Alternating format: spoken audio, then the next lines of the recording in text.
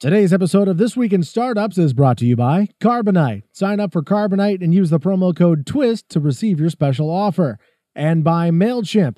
Manage lists with up to 2,000 subscribers and send up to 12,000 emails per month for free with MailChimp. Today on our news roundtable, Dr. Paul Kudrowski is with us, finally, yes! And William Quigley of Clearstone Venture Partners is here. Tyler will give us some amazing insights. He gave me a little preview of a couple. He's got them stacked up. Lon Harris as well, the content director from Ranker Danker. All that and more right now.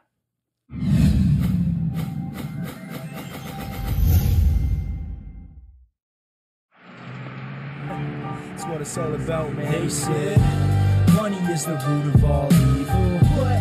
Funny how it feeds my people. Yeah. We ain't gonna live like equals until we get the money, spend the money, and defeat you. Yeah. Money is the root of all evil. What? Funny how it feeds my people. Yeah. We ain't gonna live like equals until we get the money, spend the money, and defeat you. Hey everybody, we've got what the heck is going on with this collar over here? Jesus, nobody even tells me. Hey everybody, we've got a great program for you today. Paul Kudrowski is on the program. William Quigley is on the program. Of course, Lon Harris is here to read the news. And Tyler Crowley is remote from Bangladesh, of all places, to give his wonderful, wonderful insights. And if you would like to give us some insights, join the TWiST List Producers Program. What is it? It's an email list. It's a private email list with about 125 people on it. These are the top fans of the show. And in order to keep the signal-to-noise ratio correct, we charge $1, $2 a month to join the list. Or you can become a producer and pay as much as $100 or $200 a month if you really get value from the program. What does this do? It gives you a whole swath of benefits, like getting to suggest people to be on the program, produce a program, help with the Q&A, all these amazing things. But the truth be told, what it is you're paying for access and to be part of a private small community that talks about startup companies, Tyler Crowley's life, Lon Harris's life. Non-stop. Non-stop. It's just non-stop. 7 days a week. If you're obsessive about This Week in Startups, just join twistlist.co. And hey, there's 3 new levels: Super Fan, $10 a month; Fan, $5 a month; and Broke Ass Fan for $2 a month. Twistlist.co.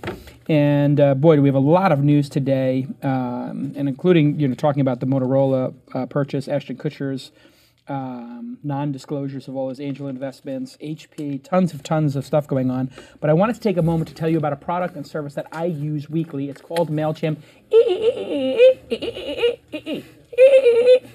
That's it. That's the commercial. We're done. It's the greatest product ever. Everybody uses it. And the free plan is always free. 2,000 subscribers, 12,000 emails per month, free. And they have a Social Pro feature that now syncs and lets you segment your list by cloud score. I love that. It works really well for me, actually. I took it during the launch conference, and I took the top, 200 people, and I sent them, hey, come to the launch conference as my guest. Then I took the next 500 people, and I gave them a 50% discount. Then I took the next 1,000 people, and I gave them a 40% discount. I said, you know what? Let me try this tiered thing where I can take the cloud score through MailChimp and email my people, and it really worked. MailChimp has tons of cool tricks and tips, and you're going to want to check out their API. Oh, wow, here's an interesting feature. They have a new subject line suggester. You enter words or phrases that you're planning to use in your subject line. MailChimp compares them to all lines ever used in the system, their resulting open rates, and then tells you how they performed. Wow, that is a clever idea. Hey, there's no contract, there's no trial, and the free plan is always free. Let's get to the news. Thank you, MailChimp. Let's do it.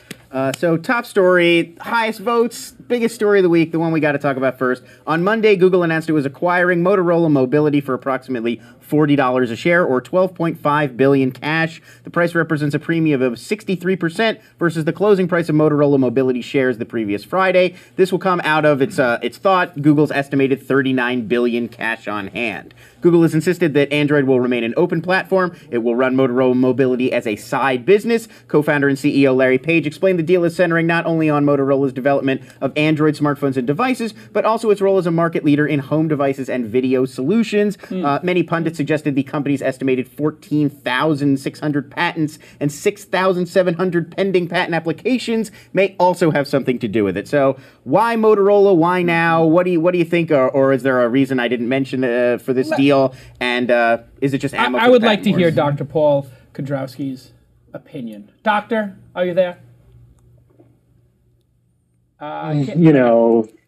There's this was all. I mean, to my mind, this was all about the patents. Obviously, I mean, we're in the middle of this, a kind of almost 1999-esque patent frenzy in the sense that we're literally valuing companies on a per patent basis, the same way in 1999 we were valuing companies on a per engineer basis. So the only way to even begin to try to rationalize the price that Google paid for MMI for Motorola is on a per patent basis, and on that basis, it was less than the winning Nortel bid for the portfolio of Nortel patents that recently went out. So on that basis, it was arguably somewhat cheaper. But I mean, this all goes to the core of the story, though. Really is why all of a sudden we're bidding up so much for patents, and the answer to that is because the U.S. Patent Office is a complete. Can I say this? I mean, it's a disaster. You can say it, but you just cost yourself a little bit of money. $10 into the storage jar. It is a cluster F, yes. Right, it's a cluster F. And so, that's what's going on here. And I mean, and everything else is a distraction and an ex-post explanation. The hardware, the home video stuff, the server technology, none of that stuff lasts 10 minutes past the deal closing. This is all about patents. Interesting, I've never heard anybody say a price per patent, but at $12.5 billion, about 20,000 patents, let's call it. That's $625,000 per patent. William, what do you think? Well, what I think is, first of all, Motorola has been known. My companies have been sued many times by Motorola, unfortunately. Motorola is, of all of the companies out there, they're the most aggressive in defending their patents. And they go a step further. You've heard of this concept of patent trolls. These are the guys who acquire patents, but they're more like lawyers. They don't have an operating business. Right. That has been a complete red herring. That's never been a real problem. The real problem in America have been the real patent trolls like Motorola. So what they do is they outsource to people, to lawyers, bands of lawyers, and they say, we're not going to pay you to sue on our behalf. But if you go out and you sue someone, you get 30-40% of the proceeds. So my companies have been sued by these jackals. So what you're saying is they have hired essentially hitmen and said, the more you decapitate, kill, and maim in the industry, the more money you're going to make. Yes. It's like an open hit. Like, go find somebody to kill, and you get 40% of whatever they have. Yes, and here's what I really I've never heard this before. It's I mean, we just paid $7.2 million to Motorola in July. Wow. All right, to one of these scumbags.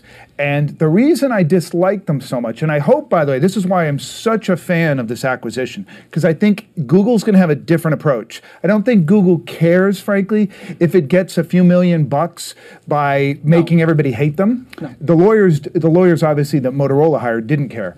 But what really annoyed me about this, and they've sued many of our companies, is that trying to say to these lawyers that here's a patent, and by the way, we've looked at yours, and there's no overlap at all. Right.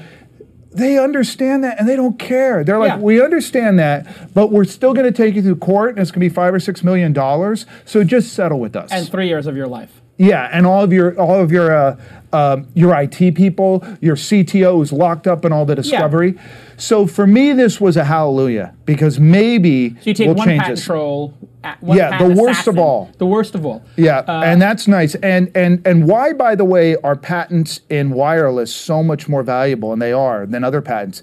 It's because wireless, RF, the radio frequency spectrum, is really, really difficult to find innovative technology leaps. And there's not a lot of guys in the wireless space. Right. So finding high quality wireless engineers, very, very difficult. The patents, therefore, are worth a lot. So I think, I don't know how Google's going to work. They may want to set themselves up to defend things like people suing them over Android. Right. And I don't know if you know how Intel over the years has worked, but what they do is, if somebody sues Intel, Intel goes into their pockets of thousands of patents and says, and they look, oh, well, we'll sue you, and then you get a cross-licensing deal. So my guess is that's what this is about. Right. This is like, okay, you have nuclear bombs on New York and Los Angeles. We have them on Paris and Cannes and Bordeaux. Right. Who would like to hit the button first? Or shall we just say that we don't point the nukes at these cities anymore?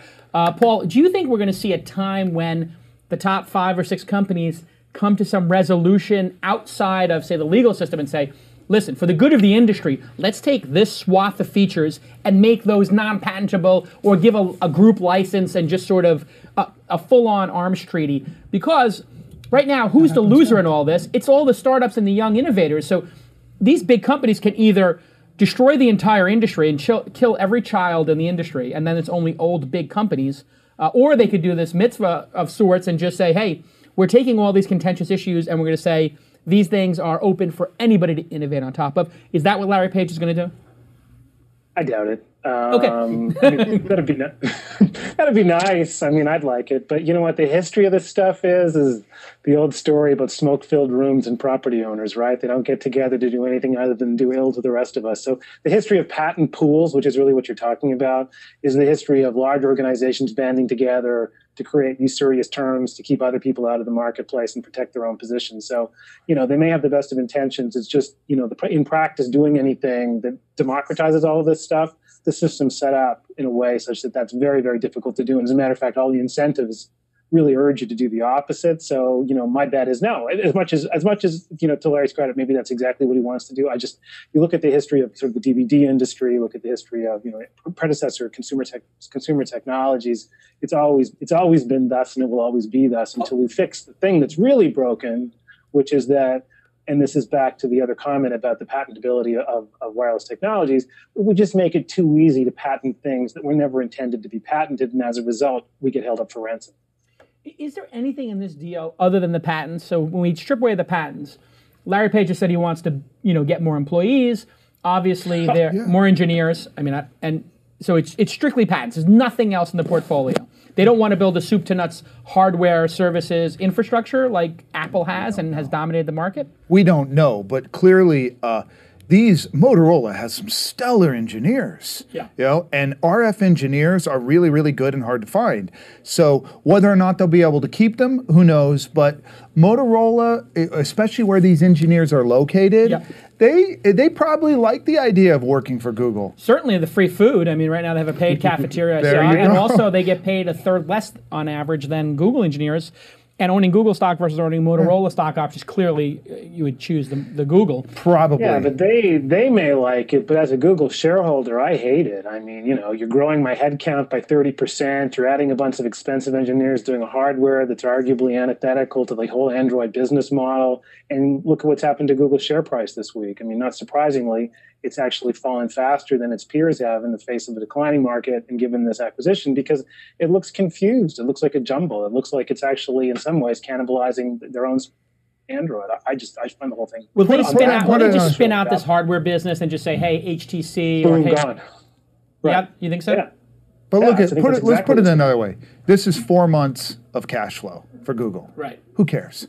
Who cares? Yeah, but it's not about the cash flow though. And so I think the bigger distraction as a public company is this giant lump of headcount that they're adding. That's the thing. Is this we all know these kinds of acquisitions, M&As, whether hostile or are a mess at the best of times, and this is a giant one from a headcount standpoint. 30%. It is, but you know what I would tell you? So far, the market hasn't cared. 93% of Google's revenues are advertising. Right. And yet they have thousands of projects going on that are consuming tons of time. Well, there is the Henry Blodgett argument of, hey, Google just stripped down the company. Google could run its core business right now with 1/3 of its current employee base. That's right. So they could be massively profitable. Yes. Instead, Larry Page, who I had a conversation with at one point, and we were just talking about stuff, and my sense from him is that he is a legacy guy. He wants to change the world. Yes. He has, and now he wants to change it more. I think he's addicted to changing the world.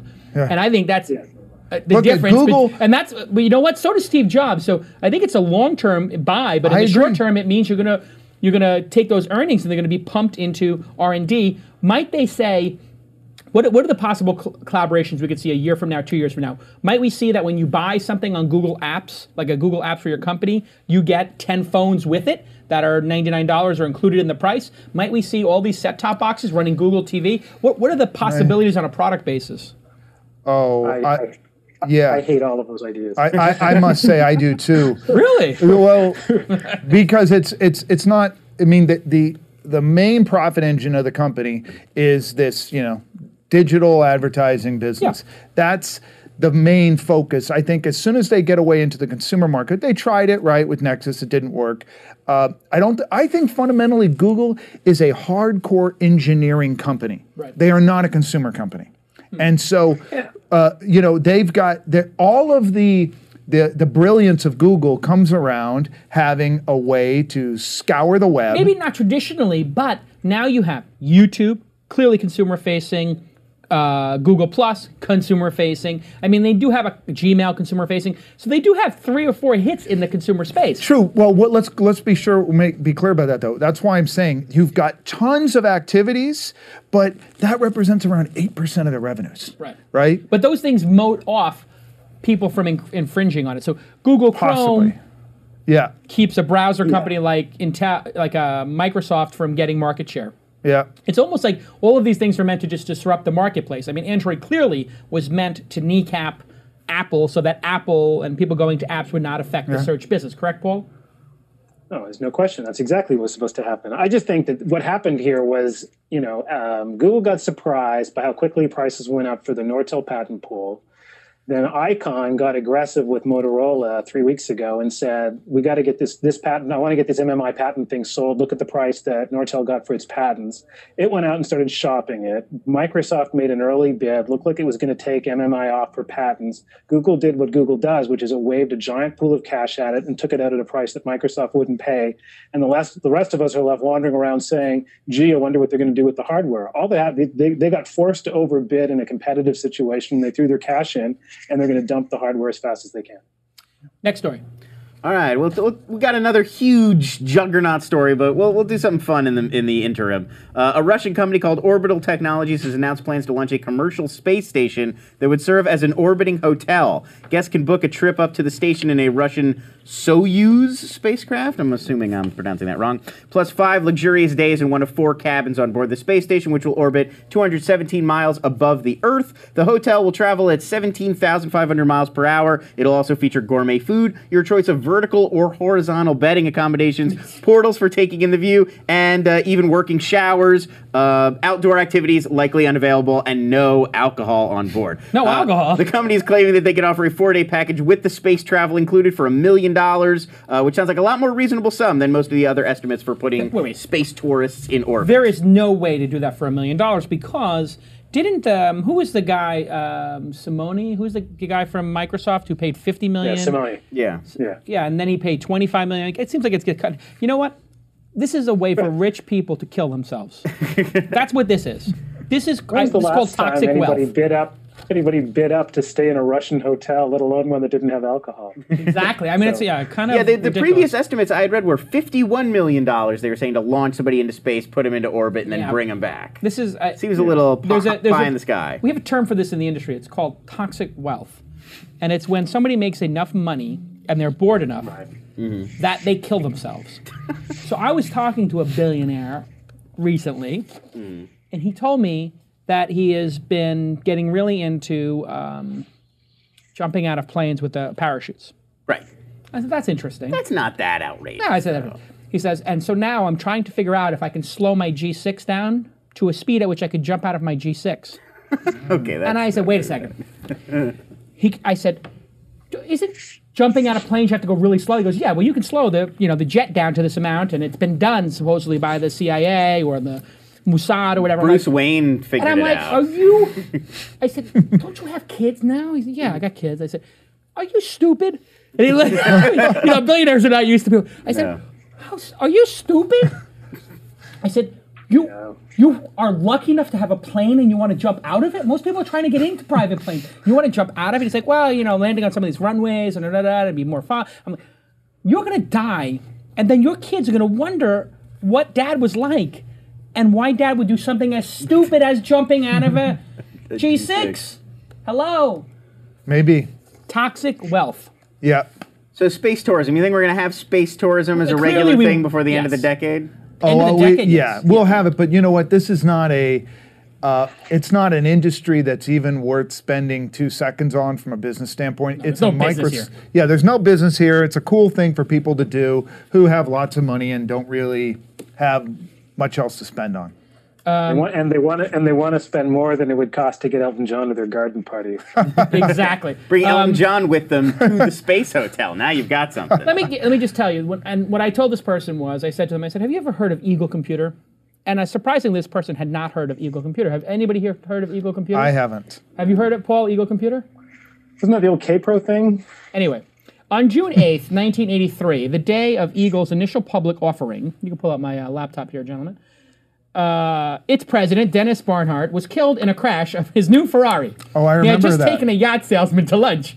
There was a succession plan in place that resulted in the assumption of the CEO, blah, blah, blah, blah, blah, blah, blah.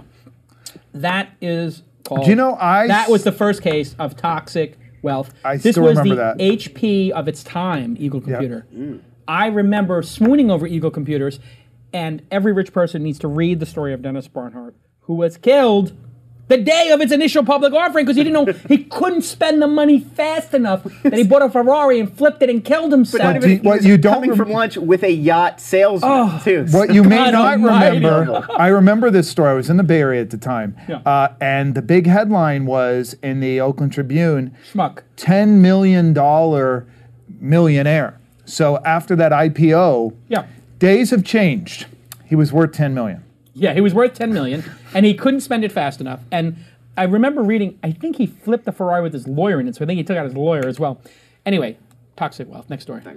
So it's been a huge week for HP news. I'll try to get through all of it. Currently the world's largest maker of personal computers, but nevertheless, Bloomberg is reporting that they are spinning off their PC division. The division did $41 billion in business last year and earned $2 billion. HP CEO Leo Apotheker said during Thursday's earnings call they were going to continue to execute in this. Continuing to execute in this market is no longer in the interest of HP and its shareholders. And other HP news rumored that the company is close to purchasing British data analysis company Autonomy for $10 billion. And finally, HP announced it would discontinue operations for Web OS devices, specifically the touchpad and Web OS phones. Leaves the future of the platform totally in doubt. HP, of course, acquired Web OS as part of a $1.2 billion takeover of Palm last year. It's been troubled and not selling well ever since. So what do you make of the news? Does it make sense for HP to exit the PC business, including the tablet market, and what's the future here? Paul, good idea to shut down a $40 billion business with $2 billion in revenue? Earnings? Well, sure, but don't do it the way HP does it. I mean, listen, there's no question there was a complete screw up in terms of how they brought WebOS to market, the tablet product. How much? I mean, look at that. Was it something like 100,000 units of the HP tablet product that Best Buy had to take back, which was really what drove the earnings hit on HP's numbers last night? I actually have these numbers. Best Buy. Go ahead. Best Buy took delivery of 270,000 touchpads and managed to sell 25,000, less than 10% of their inventory. Yeah. So I don't think that's got to be the biggest, non-brick in a box recall of technology products in modern history. I mean, I've never seen anything quite like it. So it was a complete screw up on HP's forecasting, complete screw up on Best Buy's forecasting, but it speaks to fundamentally the brokenness of what HP's doing, this complete inability to have any sense at all of what the market's looking for from HP. So, like IBM before, there seems to be a proud path of following. Once you reach these moments where you find out, I'm just not there anymore, and I don't know what customers want, you retreat to software and services, which IBM did successfully 2 decades ago, and HP looks like it's walking down the same path. The mistake, however, here is that this was Marx Brothers crazy style last night, or 2 nights ago, I guess, what's it taken off the stock now? Something like 25% of the stock value. I mean, people could have been slapped upside the head. Why wouldn't you set up a buyer for the PC business? Sure. And then say, hey, Lenvio or Dell now own this business. We now own 25% of Dell, and Dell's an awesome business. Why wouldn't they set that up ahead of time? So I'll tell you one reason why. Set up the Autonomy buy beforehand. Both sides. What's happening to Dell's business? I know people in the Dell consumer business. They're all fired. Right. Dell's consumer business is gone. Right. So Dell's not going to buy it. Right. There is no one to buy this. The Chinese have done a terrific job of creating $300 computers. There's a business there probably if you were innovative, if you were creative. But in the current casting that is the HP PC business, it's super unattractive. Way too much effort, way too much balance sheet risk. So it's an attention thing more than it is reality of it's a bad business. Any business that makes $2 billion a year in profit, wouldn't you say, hey, we make that $2 billion in profit, let's invest that in the services business? Yeah, but when you think or this gives us a foothold on everybody's desk with our logo. HP's a $100 billion business, right. So call it 40% of their business is consumed by this awful, awful business, and it is, right? It's massively difficult to manage the supply chain here. And that $2 billion could go $2 billion negative in 6 months. They're barely hanging on. And keep in mind, all their projections are that the PC era is going away. They just don't have they just don't have the creativity to figure out what to do next in the space. Does this just mean that Steve Jobs has kicked everybody's ass so brilliantly that nobody, including the #1 manufacturer of PCs, feels they can compete? Like, they're the #1 manufacturer, correct? They're currently the world's largest maker of personal computers. So they make a magnitude more computers than Steve Jobs does. They must. But right? you see, and they still don't think they can compete. And it's a profitable business. Yeah. I mean, talk about laying down. That would be like the Dallas Mavericks saying, we won the ring, but next year we don't think that we can compete with LeBron and Wade, so we would like to give our ring back and we're going to fold our franchise. or it would be like, We're going to trade all of our players. or it would be like RCA saying we're getting out of the television business, which is what they did because they couldn't figure out a way to How'd make that work money. out for them? RCA, More like IBM on the PCs. I mean, Well, IBM did work for them. I mean, if Was you IBM #1 in PCs at that time? It probably was. Right? It almost certainly was. I mean, Compaq was a little player. Packard Bell was little. Dell was all business. I think it's kind of a sad commentary that you can't figure out how to shift a business that big into something good, but the lack of originality in big American businesses. What I don't understand, though, is if you have a business that is so huge, that is profitable, why can't you hire the 10 best designers in the world to make a sexy product that in some way competes with Apple's when Apple is charging double or the Apple premium's got to be 30 or 40% on a PC, right? So they're charging 40% more and you still can't cover the gap? You could charge 10, 20, 30, 40% less than Apple. But PCs... And people still don't want the product. How much of the PC is in their control? Because the operating system makes up a huge part of the experience of the machine. And look at whether or not the accounting for this is hard to figure out. Whether or not they're making $2 billion is a question all in itself because there's so much internal cost allocation. It's possible from their standpoint they're not making any money. And I guarantee you from a management time standpoint... Yeah, it's a time suck. For a business that the market is saying, we will value this at 0.2 times revenues. Right.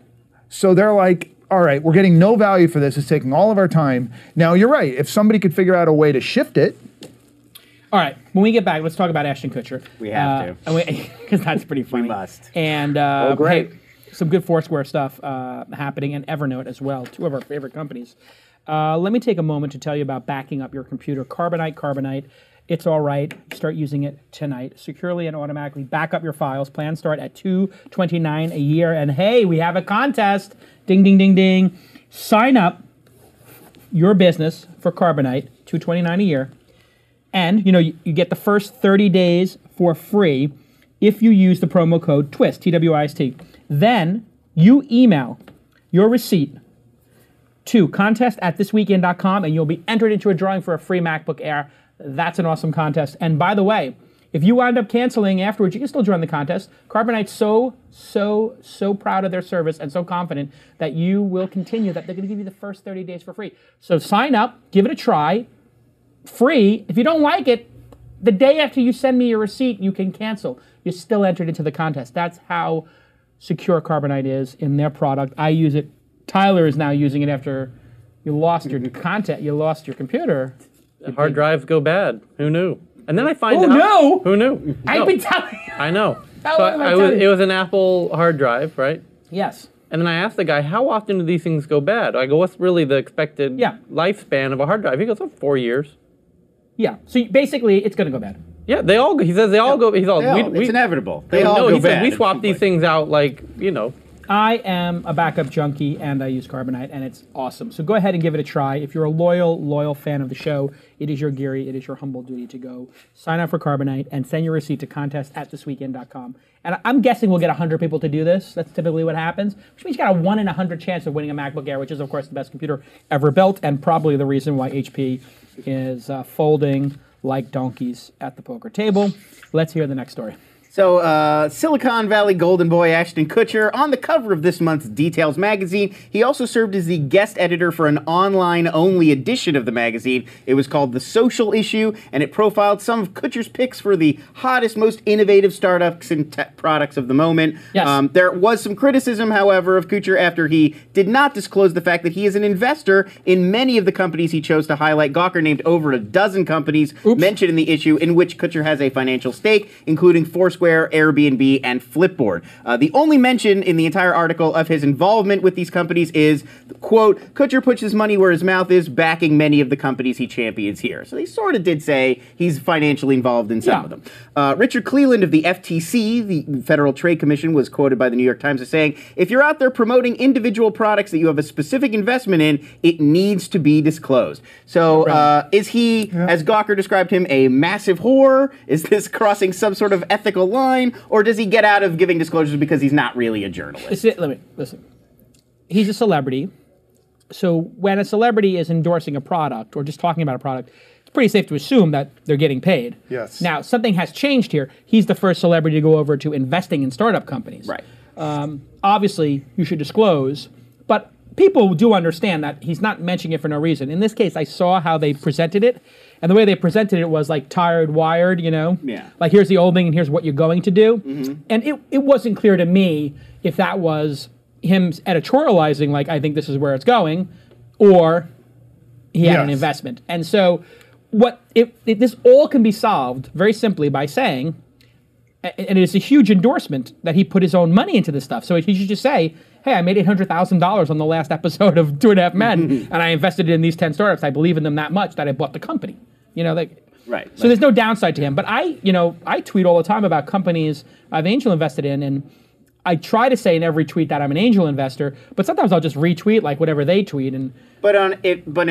I agree on Twitter, that's one thing. But when you publish a article, yes, you always disclose. You always say, like, by the way, I'm an angel investor in this company. You know what they say, no good deed goes unpunished. The fact that we have a celebrity like Ashton Kutcher caring about startups enough that he's giving it its attention, we should be totally effing thrilled. But that's part of the point, too, is...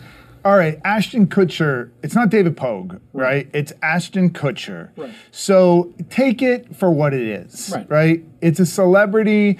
What does he really know about these companies, right? Actually, you know what? If it was 3 years ago, 4 years ago when he showed up to TechCrunch 50, I would say not so much. Today, very savvy guy. Is he? He's a pretty savvy guy now. He understands and uses these products. So when I signed up for Foursquare 3 years ago, Mrs. Kutcher and A+K were two of the first people to follow me. All right. And I know it's really them because they actually use the product. They tweet pictures of them. They tweet pictures of them. It's not like they're like Tom Cruise's. Tom, I told you this last week when we were having brunch. You have to do your own tweet. I did. I told him. He had me over to the house for brunch. We live near each other. Mav, you guys hang out. Anyway, we do. And I told him, Tom, tweet your own tweets. Anyway, yes, I would.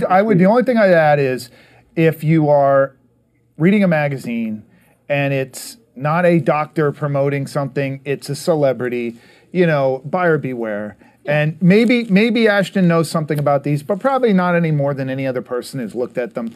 I don't think it's a big deal. I don't think the FTC does anything. Actually, I know for a fact he talks to the founders of these companies on a regular basis, and when you email him, he gets back to you within... He's like Mark Cuban on email. And he is into this. He is into it. He wants you to think that he's the kid from the 70s show. Go ahead. It wasn't as if the companies that he mentioned were fringe outliers. It wasn't like, in the case of Airbnb, it was like the 20th entrant into the marketplace. It was a fraction of the share of Airbnb. These were legitimate choices. So, I have a hard time worrying too much about it for both. They probably were the right, I'll say, tired wired choices. And, the blanket disclaimer, what else do you want? I mean, come on, let's not one of these things. Yeah. If you're going to do it in a magazine format, I'm going to go with Lon. You have to disclose in the article. You don't want to bury it in the table of contents because people might open up right to the article. You want to open it. You need to have disclosure where consumption is taking place. Tyler, what are your thoughts from Bangladesh? Jason, it's kind of like passing gas in a yoga class. Inside from Thailand. Hold on a second. It's like passing gas, farting, if you will, in a yoga class. That doesn't rhyme. No, it doesn't have to rhyme. It has to be lose the- insightful because it is an insight. I don't want to defend Tyler's insight. Now, I know that I've been in a yoga class when people fart. Everybody has. And You have to assume. I mean, and if you're doing those crazy positions, it is forgivable in a way that you might fart. downward facing dog. You're doing downward facing dog, your butt's in the air, spread akimbo, whatever. Something could be released. Right. Therefore, what you're saying is, like a yoga practitioner might release gas due to the moves, Ashton Kutcher, because he is in the limelight and doing all the celebrity stuff and mentioning things, at some point he might accidentally expel. Bingo. So it's just par for the course is another way of saying it. Kind of, right. I don't agree with that That's at all. that's Tyler's way of saying par for the course. Yeah, it was inevitable that he would try to sell people on Flipboard as the cool new thing. He has, He hasn't done a yoga class, Lon. I've never been to a yoga class, so I have never passed gas. But you have I'm proud to say. In my life, yes, once or twice. He had internal pressure, And it happened. and he's in that environment. Next story. Let's please, for the love of all things holy, let's move on. It's like you know what? It's like opening a donut store and a police station. I liked last week since I've been. Next story. Online cloud-based note-taking service Evernote announced Thursday that it had acquired Skitch, a Two of Mac my app for favorite taking products. screenshots. Me too. And adding quick notes and annotations. The deal was announced at the first ever Evernote conference called the Trunk Show, held in San Francisco. Skitch was an early partner with Evernote and thus far has only been available for Mac users. It was available for $20 in the Mac App Store. It will now be making the jump to other platforms, and it will be free. The news came as Evernote. After I paid $20 for it. Right, me too. And for Evernote. The news came as Evernote also announced a big update headed to the iPhone and iPad versions of the app, which will add rich text editing, thank God, and other big, long-standing feature requests. So, thoughts? What do you think of this purchase? I am addicted to Evernote. It is my new delicious. Because I like to save it like Instapaper for reading later. Yeah. But I also like to save it as evidence. And so I'll take screenshots of things as evidence of that moment in time with Skitch. That's how I use Skitch. I just save it into my history file. Yes. And then I'll look it up later. With Evernote, I do the same thing. So I've been reading about this, are we living in a simulation kind of philosophical stuff? I went down this rabbit hole for some reason. Okay. You know, like the whole simulated right. reality, and are we living in our ancestor simulation right now, and how would we know, and the Matrix, and all this kind of stuff. Right. And I can't stop reading about it. I'm addicted. And I'm saving every one of the articles I find to Evernote so that if I ever open up my iPad or my iPhone, wherever I am, and it's synced, I got it. I don't have to worry about the internet connection. And I have it saved for all history. I mean, 50 years from now, I'm going to have this stuff. Why the hell did I save that? You got anybody else an Evernote user? Yeah, I'm totally addicted. I'm not. And it's the sort of thing that, exactly what you're saying. Like, you're working on a project, you need to save some notes on it, but also I keep all my notes, like, here's everything I'm working on today. Yeah. It's perfect for people who are... It's like a better Google Docs, except it doesn't have a web interface that's as good as Docs for collaborating and stuff. Right, like that. and that's the rich text editing I'm hoping, because right now it's not great for copying things in and taking them back out. It doesn't play well with other platforms. Well, I'm hoping that we're on the way there. I wish it was. I'm a huge Evernote user. I kind of live in it for a lot of stuff, and I mean many of the same uses that Jason's describing, other than the "Are we living in a simulation" part. But the thing that it's missing, and I wish it had, and I wish rather than buying Skitch, they would have bought, Instapaper or Read It Later or something else. My God, I wish those two things were the same product, because it seems, so often the stuff that I'm reading later is stuff I want to hang on to literally until later, and I want it indexed and categorized and tagged inside of Evernote. Do you email your stuff into Evernote? Do you use the email function? I don't. I do that now. That I love. I So don't somebody use sends me a email. document, I forward it to my special. I have a special email router at calicanis.com. Boop, right in. Or somebody emails me something, or I write something in an email, I forward it there, and then I start editing it as a doc. So sometimes I'll email somebody, I'll be trading emails with somebody, discussing something. I'll make a good email newsletter. Boom, I forward it into Evernote, I start editing the email into the thing. Yeah, I mean, that's what makes it so useful, is it's so malleable. I mean, you can use it for a bunch of different things. It's a true platform. Yeah, it really Now, is. does it overlap and interfere with your Dropbox usage, Paul? No, for me, not at all. I mean, they're totally complementary. Literally, one ends up sort of filling in all the holes that the other one doesn't have. The thing that it overlaps with is Mendeley. I don't know. People use Mendeley a lot. Does anyone know that one? What the hell are you talking about? What's So Mandalay? it's just- Mandalay Bay, the hotel? No, Mendeley. It's a fabulous service, actually, but it's for taking the stuff that you would capture inside of Evernote and capturing it in a more structured way, right? So rather than just being a grab bag of text that has no idea what it contains, it actually tries to figure out, oh, this is a newspaper article. Mendeley, Mendeley. I pulled it up on my screen here, Mendeley. So free reference manager for academic social network. For everything, like for articles, papers, and everything. And so it has some sense of what it was. So if you ever want to refer to it later, it's not just that thing. It's actually, New York Times, July 20th, blah, blah, blah, blah, blah, blah, blah. So you can be a little bit more organized about stuff. It's fabulous. But my point is that Evernote, needs to have, I would love to have all of these things together. There's where the overlap is for me. Who's the likely buyer of Evernote? Oh, God, I wish it was me. No, not the product. Who's going to buy it as a Microsoft? I know. Apple? Google? EMC. EMC for storage? Yeah. Those guys is Dropbox ever going to get bought? I heard that Apple was sniffing around. Yeah, Dropbox will get acquired. I don't think it'll ever go public, so it has to get acquired. Microsoft? Microsoft would be an interesting one because it's more and more being used by the SMBs. Yes. I don't Small, medium-sized businesses for those people playing along at home. Yes, that's right. I don't see it as a standalone. What was the sync service that Microsoft bought? It had some Dropbox-like capabilities, and it promptly 1986 Sidekick for DOS. Sidekick for DOS. Like 2 years ago, a year ago. Did anybody here use Sidekick for DOS? Anybody remember Sidekick? No. Yeah, I Paul, you remember Sidekick? Sidekick? I remember Sidekick. It was like DOS. How's that? Was it Folder Share? Is that the one? No, maybe. File Folder Share. Folder That was Share. it. Folder File Share. synchronization technology provider. Folder. Right. That Okay, was next Microsoft bought those guys, right? I think they did. Yeah, Microsoft bought Folder Share in 2005. Yeah, and then killed it. Yes. So I hope they don't. So that's why I don't want them to buy Dropbox. Funny little historical point. Evan Williams brought that up when Dropbox launched on stage at TC50. What, Folder Share? Yeah, he says, "Isn't this kind of isn't this like Folder Share for Windows?" And they were like, "Yeah." Dropbox was one of the companies that Yes. launched at TechCrunch. Correct. It's another multi-billion-dollar that's company. hilarious. Correct. Yeah, I remember Drew. He gave a terrible presentation. It crashed. They had a technical hiccup. But I mean, He got even in the shaken up. rehearsals, we had to know. coach him. He was sweating and shaking. Yes. Remember? I totally The remember. founder of Dropbox, Tyler and I coached him for the first TechCrunch 50. He was TechCrunch 40. He was literally shaking while he read it, and he was reading from us. I said, "Calm down, Drew.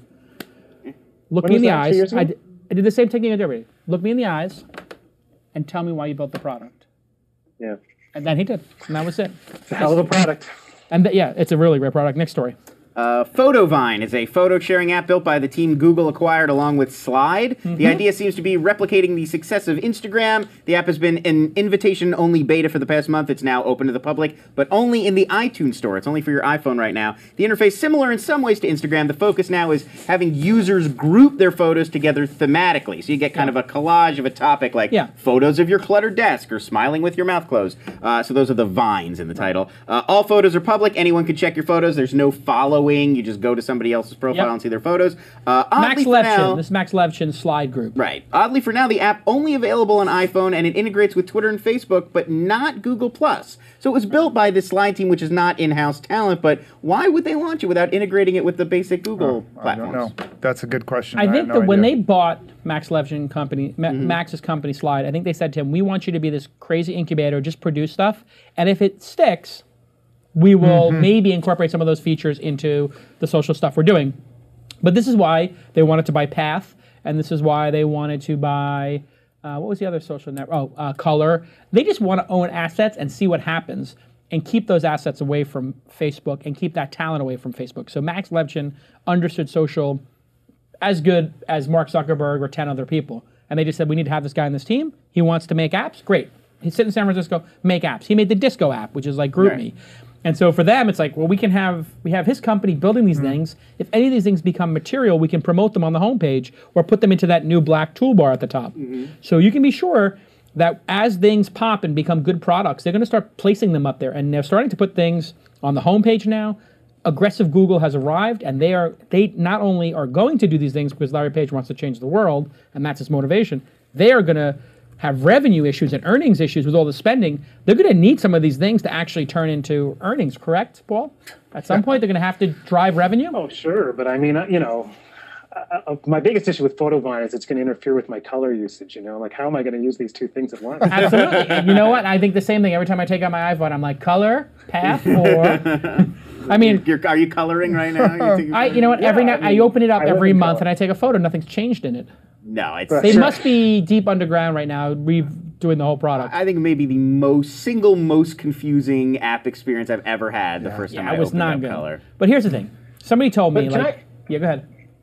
Well, I was just going to say, to segue from something that sort of, everybody's doing and Google is too, which is the Instagram-like product, can I just ask sort of an orthogonal question? Like, why hasn't Google bought Yelp yet? Yeah, well, they offered them a ton of money and they wouldn't take it. I mean, and then Elevation Partners gave them more money, I think they feel like they can replicate their business. If you want to think about a mobile service that has, a model attached to it and that is, at least in my own usage, rapidly replacing my usage of Google on my cell phone if I'm searching for things, it's Yelp. It's really remarkable to me that they'll bid 60% or 40% up for Motorola, or they'll spelunk around inside of services like Photovine, and no one really beats the hell out of Google for why it hasn't ever bid up, truly bid up and said, you know what, this thing just can't continue because it represents a legitimate threat to us on mobile phones.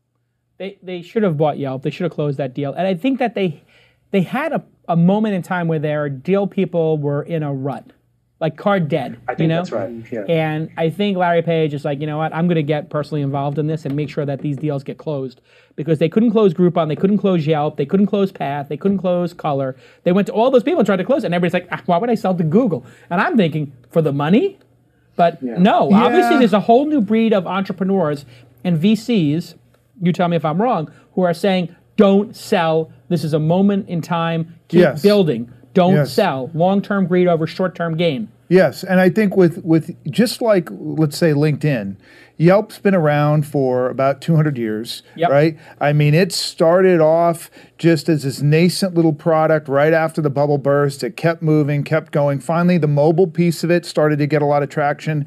And you have to understand the mentality within Yelp is, we've done it, and there's something really wonderful about seeing your name in the S1, about ringing that bell on NASDAQ and the New York Stock Exchange. Get acquired after that.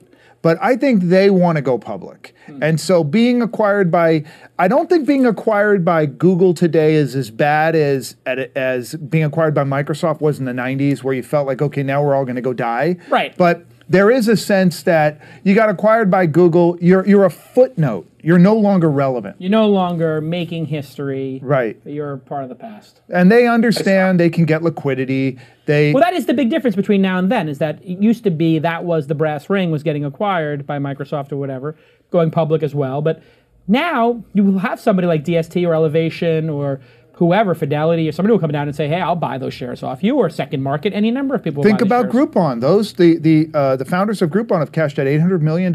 Right. So for them, it would be nice. Right before the business is about to collapse.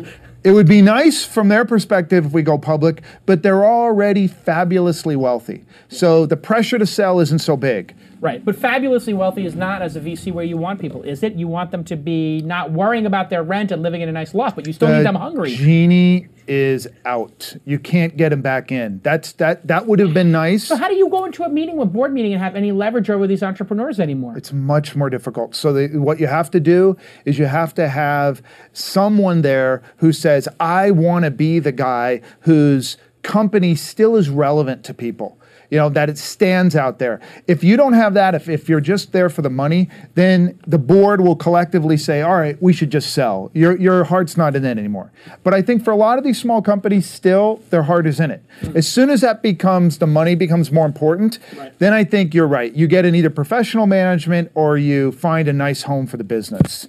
That's what you have to deal with. Paul, what do you think about... A year from now, Yelp's part of Google. That's my prediction. What do you think of Groupon? I mean, you're like one of these economist type guys. You understand how the money flows. I mentioned Groupon. You start laughing. Why? Well, I mean, it's a hopeless business that's predicated on this continual inflow of people that drive the support of this sort of negative, this working capital deficit that many people have pointed to. This deficit that's broadening over time, has massive cash consumption, shows no sign of that decelerating. And at the same time, is being picked at by all kinds of directions by people who already have audiences and or verticals where they can have halo higher prices and make better margins and not have negative working capital. It's tough to like the model. There's some questionable people attached to it. I mean, I hear from institutional investors who are, very skittish about it for obvious reasons on the, looking at the S1. There isn't much to like here. I mean, I said on, I don't know, Bloomberg, I guess it was on Bloomberg TV one day that it seemed like if it ever makes it public, it's a made for central casting, long-term bet all you have short. So do you think their IPO will get pulled, yes or no? I don't think it's going to get pulled. No, I don't think see they'll make how it that out. happens at this point. And No, what I is mean, assuming nothing goes, the world goes on tilt again or something, nothing external happens. I think they have to go public. Would the institutions want to own 5-10% of this? They will find institutions that will, in the same way that third-tier venture capital firms can find institutions. People just say, well, this was my lucky day. I didn't get a hold of, Google, but look, I got Groupon. Huh, interesting. What do you think? Well, I think there was a lot that I wanted to believe in about Groupon. When we were back at Idealab, we did City Search, right? Yep. And what broke the model for City Search was like digital cities for AOL. You had to have feet on the street knocking on the doors of these small business owners, and that was the economic model that collapsed. We couldn't get enough advertising in to support these feet on the street, and that's the only way to get small and medium business people. Well, when I first heard about the growth of Groupon, I thought, wow, they cracked the code. Somehow they figured out to get enough of the economics where they could actually afford to have thousands of people knocking on doors. If you're selling thousands of Groupons and they're making 10, 20, 30,000 a Groupon, then you can afford to have a $100,000 salesperson selling it. Yes, and so the reason I thought it deserved such a massive valuation at the time was if they have cracked the small and medium business code, then which no VC has done a good job of doing except for the internet advertising businesses, they have created massive value and they'll be able to sell lots more into that market. Well, it appears from their S1 now that they were showing it that, it looks like the math doesn't add up, which is why, as you probably know, in the S1, they created that financial term, which was earnings before expenses, which was basically what it was. Yeah. We actually are profitable. If you take out our biggest cost, we're profitable. Yeah. If you add that back, we're hopelessly not. Right. And here's the cautionary tale here. There's a reason why it's always good for a company to be seasoned for 5, 6, 7, 8, 9, 10 years before it goes public from an investor standpoint. And the reason is you get to see if that theory about the business actually plays out, which is why LinkedIn was so well received. It's a 10-year-old business, and they proved they could do something. By the way, it's also why Yelp will be well received. Great management team, great financial the idea systems. being, if it wasn't going to work, it would not have worked by now. Right. And what's the one thing in the 90s we all remember that we did as VCs? We said, at low scale, Amazon went public with $14 million in revenue. At low scale, we're not profitable, but when we hit scale, we will be. Now the problem with Groupon is it's doing a couple of billion.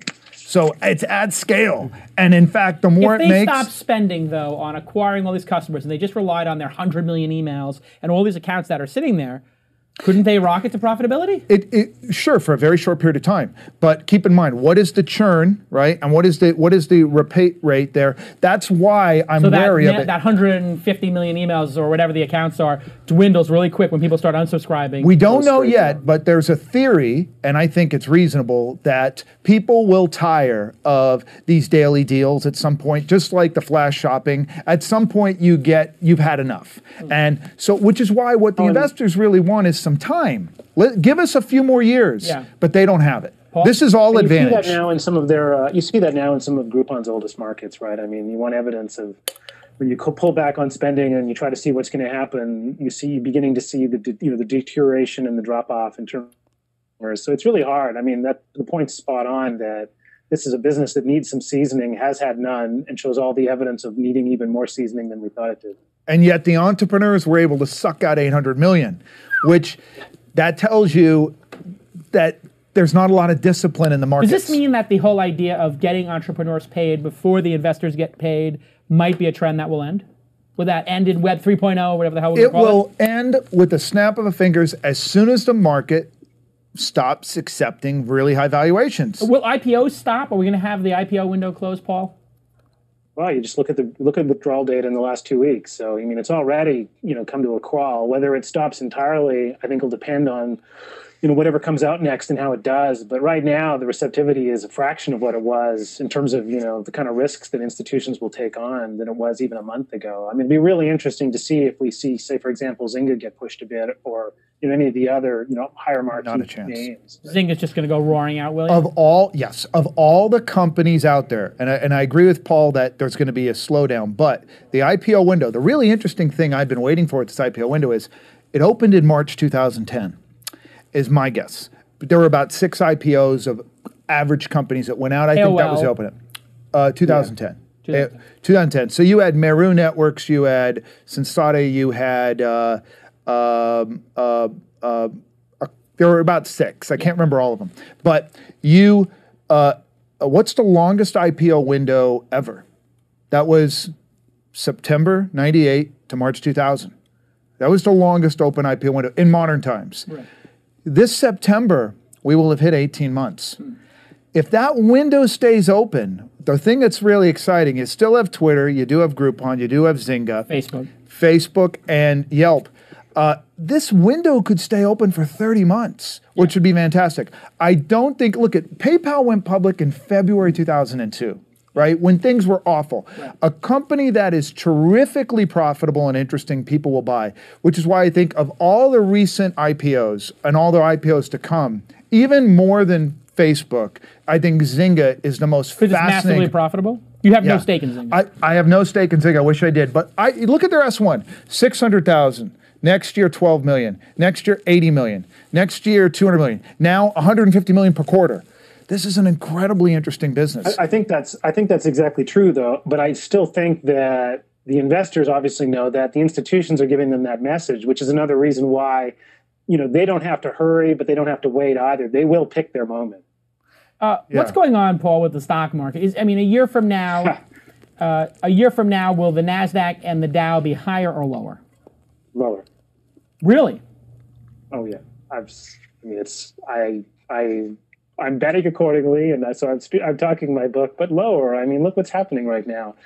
The market's trying to figure out how to price in a potential double-dip recession at the same time as it tries to price in global austerity, and at the same time it tries to price in tighter monetary policies in most of the developing world. All of these things are steadily getting priced in at the exact same time as it looks like we're going to see probably in the fall a fairly major unwinding at the periphery of the EU. You put all those pieces together, it's very difficult to say, let's say we're seeing $70 of earnings on the S&P 500 next year. You put a kind of stagflation multiple on that of like 10 or 12, you're looking at S&P, 850 or something like that. Well, that isn't where we're sitting today. But the current, now they may be wrong, but the current projections are 100, 105. Right, that's all. But that's all. At least a quarter old now. If you watch all the earnings estimates as they come in and get revised in the last 3 weeks, in the wake of what's happened, and you aggregate them back up again, you're looking at about $80. Yeah. So I think that the markets will be much higher, personally, and I think that's on the basis of what though? Earnings are coming in. Profitability. I just have a different outlook than you. I think companies are going to be far more profitable next year in 2011.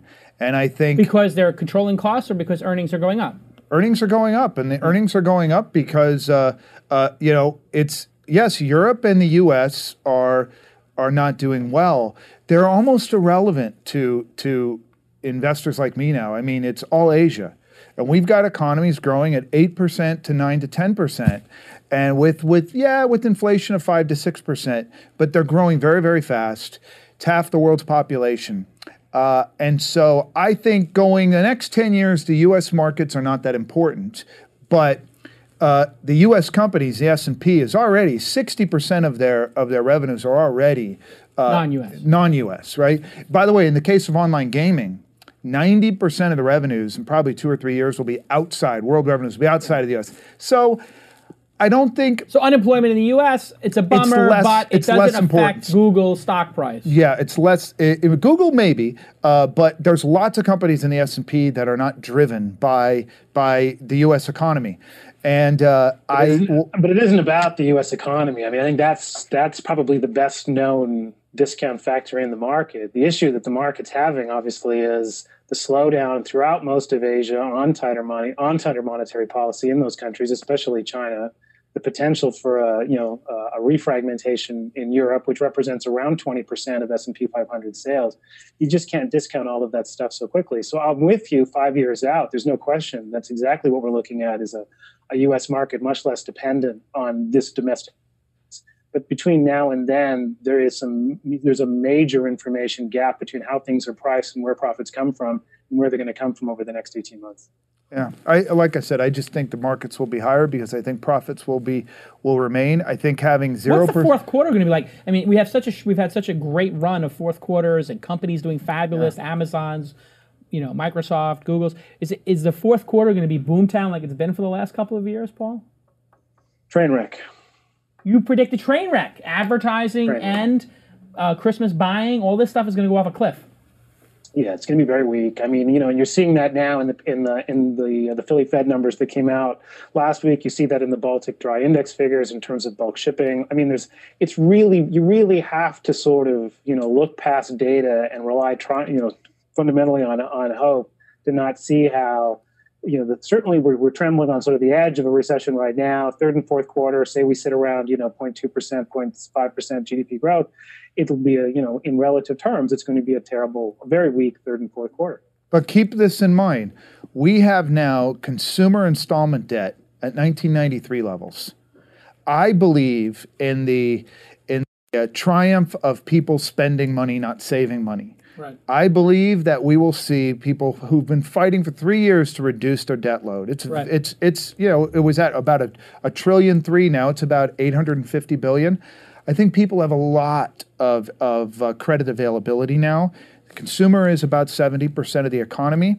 And I think Q4 is going to be surprisingly good. At a certain point, there is nowhere to go but up. Or is that for sure. wishful thinking? That is true, right? I mean... no, and that's the lesson here, is that, we're headed towards one way or the other, kind of a reboot of the whole system, in the sense that, the debt accumulated over the post 4 years is all getting run down again, and you're going to see it all get flattened out, and we'll go right back up again. It'll be a wonderful 20-year expansion ahead of us. The question is whether, are we there now, or are we 5 years away? And it's going to take flushing out all that debt that can't be paid. Absolutely. And somebody loses in that, and it's the banks, which is why they're going down in flames. This is why the banks are going. This is why European banks can't get funding. I mean, it's all the same problem. And Europe, of course, is much more structural. But what does this mean for technology people and for founders? Doesn't that mean that our industry is going to do just fine? I mean, are people going to stop buying iPads? Well, is it that bad? You're selling to. No. Yeah. They're going to stop buying PCs. So what it means is what it's always meant in technology. You have, in any given cycle, you have bear markets and bull markets within the tech sector, right? Yeah. If you're an enterprise software guy right now selling to financial institutions, you're probably in a bear market, right? If you're selling iPads, you're in a bull market. Or games. Yeah, and things are shifting very rapidly to mobile. So I think if you're in the video game a console business, you are in a freaking bear market, right? Your business is dying. But if you're in casual games... If you're in casual game, it's going up. Now, there will... net, it should mean that we are overall better.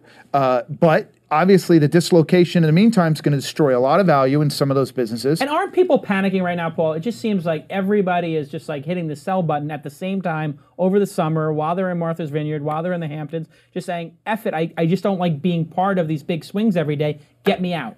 They love the swings. Well, I mean, participation in the stock market among retail investors is at among its lowest levels in sort of the modern history of the U.S. capital markets. People can't take it anymore. They can't take the swings. The average investor can't stand the volatility, so they're doing what seems rational to them, they're bailing out. And I think you saw that late today with people just hitting the sell button and saying, screw it. I don't care if I have to recognize losses. Gold. I mean, how could gold be worth all this? What's the last time anybody bought the gold necklace? I mean, that's out of vogue. But keep in mind... What's the value of gold? What am I going to do with gold? Gold's more about how much people think they hate fiat currencies. And the reality is they'll discover that, fiat currencies don't look so bad if you imagine instead, a gold-based currency system. But nevertheless, for now, this has less to do with anything to do with direct demand. The World Gold Council had some great numbers out yesterday showing that demand for gold in terms of its usage for jewelry and industrial manufacturing had flatlined and even declined. This is all about. What does this all do to the venture industry? The venture currency. firms raised their money years ago during boom times, or over the last couple of years during boom times. They're going to have this money sitting there to deploy, right?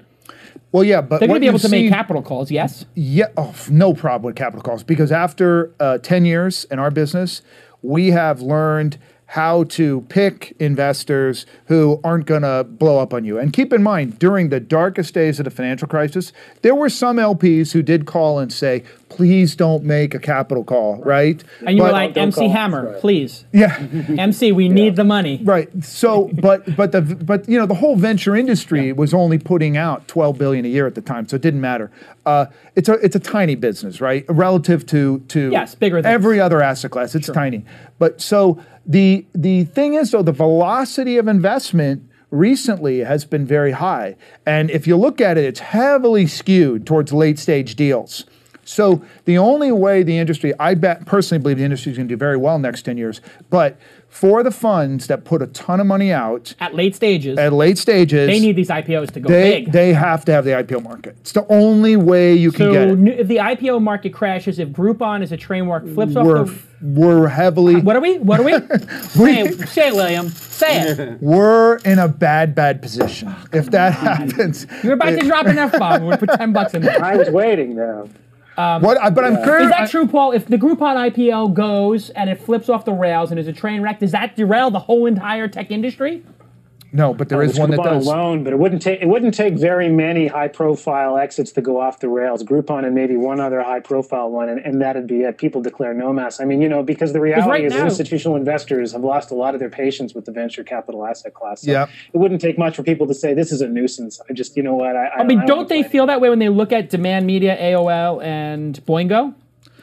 Well, but in the grand scheme of things, those are sideshows, right? I will tell you the tent pole that Paul's talking about. The tent pole in the whole industry is Facebook. Right. If Facebook should have something that shows a reduction of its value, if its membership starts to peel off if it hits peak engagement, like peak oil? Yes. If that were to happen... Where all engagement goes down because there's no more engagement left in the world? It would be so ugly, because every single company out there... That would be the end of days. Right. Is, if you look at it, somehow they're linked back to... But look at Facebook at $100 billion valuation. So if Facebook runs into problems, I think the whole industry... the chances of that happening are zero. I think the chances are very low. Facebook has so much headroom to go. But by the way, it's G+, right? If there was in fact, when I first started using G+, my sense was this is Facebook 2.0. Facebook's going to have real problems. Clearly a better Facebook. Clearly a better Facebook. On a product basis. Yes, we all agree. So it seemed to me for a short period of time, I think it's changed a little now, but for a couple of weeks there, it looked like Facebook's valuation was a bit higher than what it should be. Now, what is the scoop on G+? I hear people saying, no, it's not going to hit 100 million by the end of the year. Users, it's novel. What do you think, Paul? Are you long Google Plus? I see you on there. Yeah, I'm on some. Honestly, I played around a bit to see how it would sort of work for me, and I found there's too many services to support. I just can't. You have overload. You have overload. Yeah, I got service overload, and so I kind of have to confess I've kind of bailed on it. I mean, I'm still there, but not really there, and so I can't believe the engagement it's pushing. Hey, here is a chart of Demand Media and AOL from the beginning of the year. If you invested $1 in Demand Media, you're now down 68% today, and if you invested $1, you're now down 48%. Does that mean you've got $52 left in the AOL investment if you put it 100 in? Yes, but keep something in mind, right? That going back, call it 100 years, across all markets worldwide, investing in a basket of IPOs over a 2, 3, 4 year period generally has been a losing proposition. Too much risk. Yeah, well, and you're not being compensated for that risk. Right. So you have to be a stock picker with IPOs. You have to be on second market. I mean, that's where the IPOs are actually occurring. That's right. The IPO is a year before. The SEC argues that, right? I mean, the pop occurs between 2 years before the real IPO on second market. Nowadays, that's the case. So basically, the rich people, the accredited investors, have figured out a way to block out the consumers. Should consumers be allowed to invest on second market if they don't have a big net worth, Paul? No, I don't think so. I don't think they should be at all unless the whole structure of the secondary markets were changed to increase the information disclosure requirements, because right now you're trading in the dark and you're trading against people who aren't in the dark. So rich people are allowed to bet in the dark on Facebook, but the poor folks, Paul Kordowski says, should not be allowed to bet. They should be allowed to go to Vegas and bet on black, but not on Facebook. No, is that what you're saying, Dr. Paul? I think it's broader than that, though. I mean, I have no problems with institutions trading with each other in dark markets where they can happily screw each other over. I just think this idea, it's this classic slippery slope problem. Is once you allow that, and once you start allowing individuals, where do you stop, and should we care? And at the end of the line is we don't care. We'll just let liability suits settle it. I guess I'm fine with that too. I just think that the precedent we've set in other capital markets is that's not the way we do it. Yeah, and I agree. The risk is you just piss everybody off and they just say, screw it, I don't need to be part of this at all. No one within second market or any of the other institutions want consumers on that thing, because as soon as that happens, the amount of disclosure, as Paul's mentioning, has to go up, and it becomes something the SEC has to scrutinize. By the way, the real second market problem is not individuals coming in there. The real problem is something I've found in the last 90 days, which is Silicon Valley lawyers have been silently putting into all of the stock option agreements an inability for someone who buys a share to be able to sell it without company permission. So you know what? Game over. It's almost game over and the VCs aren't even aware of it. I was talking to Mark Pincus at Zynga, and he was telling me enough of the nonsense. He wants control. And it's at Zynga, it's at Twitter. This provision's making it in everywhere. Yeah. He was the first guy. He was really upset. I remember when he like 3 years ago, and people started doing this on him. He was like, "This is getting crazy. It's taking up my whole life." All right, but let me give 500 shares, 1,000 shares. He's got to have all these discussions. It's distracting. It's true, but let me just say this: this is who sells their shares. It's almost always former employees, right? So here's the real problem I have with this: disgruntled founders. In the case of Twitter? it could be, but the real problem I have with what they're doing... I'm assuming that they're disgruntled. And I'm not a fan of this provision, by the way, is you give somebody shares, or you give them options, they exercise those shares, so they pay for them. They own the stock. It's their right to do what they want. They own the stock, and now the companies are saying, yeah, you do own them, but you know what? We're actually going to devalue them a bit or a lot by not allowing you to trade for 5 years. Yep. So I think Silicon Valley employees have no clue right now, and they need to be listening. They're getting squeezed. Guys, your options have far less value than they used to have, and you're not aware of it. That's right. You cannot trade these things anymore after you freaking buy the shares. Yeah, it's not right. It's not right.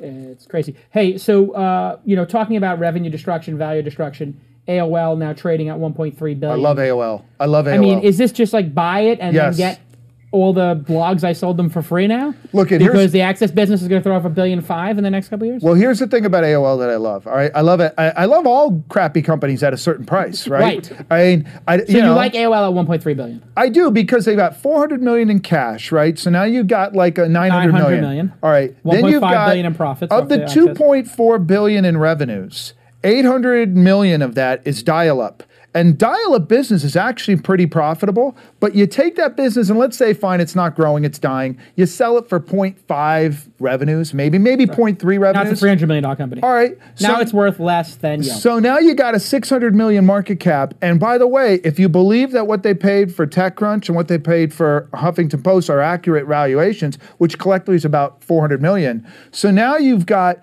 all the rest of the business generating about $1.3 billion, $1.4 billion in revenue. You're getting that for a couple $100 million, and that's high margin digital businesses. So in my valuation, I think it's a great buy for Yahoo. Or for any investor who wants to go out there and buy it. I think it's a really interesting business. What about demand now at $7 and a $600 million market cap? It was $2 billion a couple of months ago. What do you think, Paul?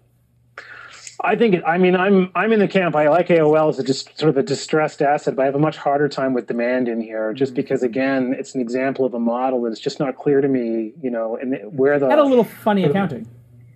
Yeah, well, there's that, and just where the long-term annuity stream of revenue is or profits are going to come from on this one is a lot harder for me to see in demand than it is for me in AOL. So I think as a distressed asset, you could see demand considerably lower, even if AOL flattens out in here.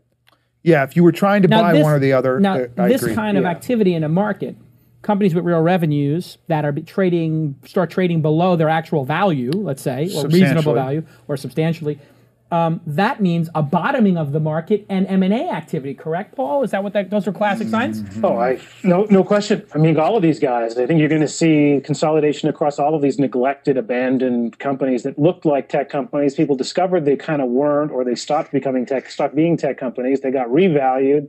They lost their constituency of growth investors, picked up value investors. The value investors start kicking management in the head saying, get my share price up, whether you're going to do a share price buyback or find me a buyer, but the effect is the same. It puts a floor under the price and you find a new owner. So we're bouncing along the bottom in terms of the economy and the stock market in a way. This is another example of what I mentioned before, which is the bear and the bull markets going on simultaneously. Right. Here you have this digital company, AOL, which is kind of considered old. By the way, at one point it was worth $200 billion.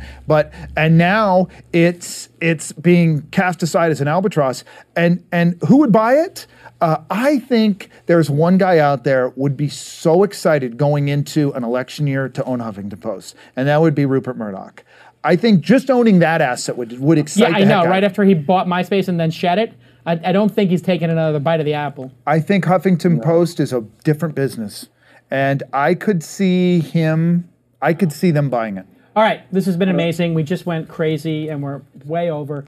Oh, wow. Yes, we're in hour 10. We're not going to even do the lightning round. This has been an amazing program when you have two brilliant guys on the program like Tyler and Lon. They really pick up the slack for guys like William. I got so much to say about the second market. I think Tyler and Lon are just like, wow. These two guys are smart. I'm taking notes. I am. I love having these guys on. Hey, everybody follow Dr. Paul Kudrowski at P. Kudrowski. I'm pronouncing it correct, right? Kudrowski? Yeah. And P-K-E-D-R-O-S-K-Y. you are you're affiliated with the Kauffman Foundation, I think, right?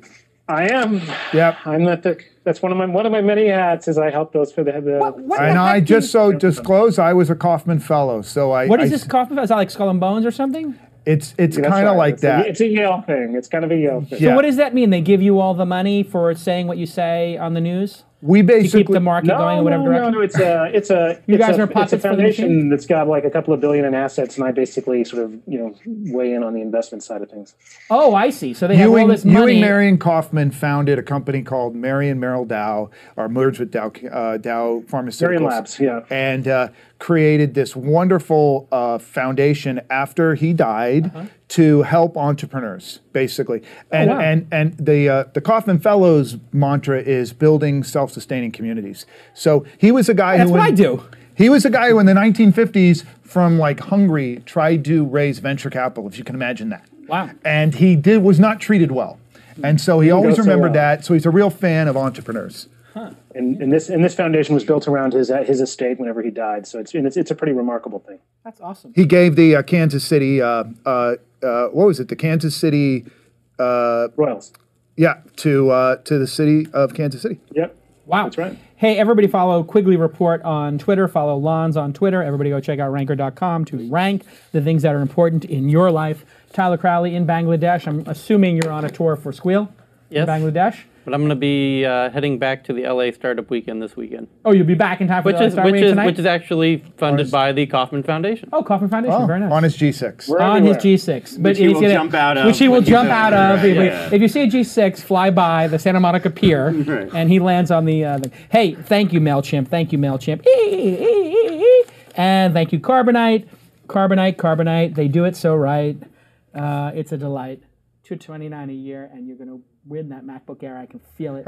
Go ahead and sign up. Email contest at thisweekend.com. We'll see you all next time.